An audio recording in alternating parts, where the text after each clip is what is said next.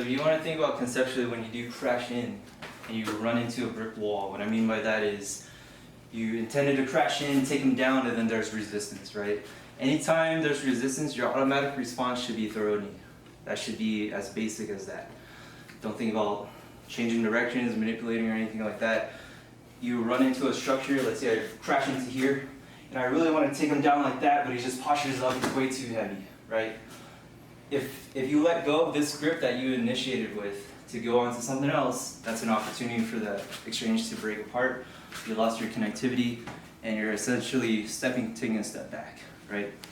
What you can do instead, and what you should always drill, is here, run into a wall, throw your knee. Now, when I throw my knee, I'm still very active with my hands. So what I mean by that is, a lot of people, they throw knees, and they do this motion in the air where they're pulling down. But you're gonna feel when you go against somebody, if he's posturing up here, and I throw my knee and I let go of this, I'm exaggerating here, he'll disengage and back off, right? So essentially I'm making a hook out of my hand, just like Narcotis, and where I'm leaning into him. So I crashed in here, look at my forward posture. Now when I pull down, I'm leaning in to my knees. So essentially my arm's doing this little wave thing, where it's my forearm, my elbows checking him into here. This happens a lot in judo, where you're creating frames and structures. And then my hand here, creating a hook, pulls him down. So there's always connectivity no matter what. So you don't want to think, even after you throw the knee, boom, and then you let go right here, and he postures back up. Now I lost connectivity there, so I'll do it on this side. I'm connected here, leaning into him. I throw the knee, I pull him down. Now when I center myself, I'm leaning into him again, right? So I'm essentially doing this like a sawing motion on his shoulder. Anytime there's disconnection, let's say I try to throw my knee, I disconnect, he's gonna posture up. Let's say I throw my knee and I disconnect coming back, he's gonna create space again. And I lost that opportunity. Your knee should assist your takedown. It should not be there as another method of exchange. So I'm here, I'm trying to take him down, throw my knee, and I can still steer him around. Throw another kick, I can still steer him around because my connectivity never got lost. So you always want to keep that in mind. And knee, pull, knee, there's always this thing here, moving him around.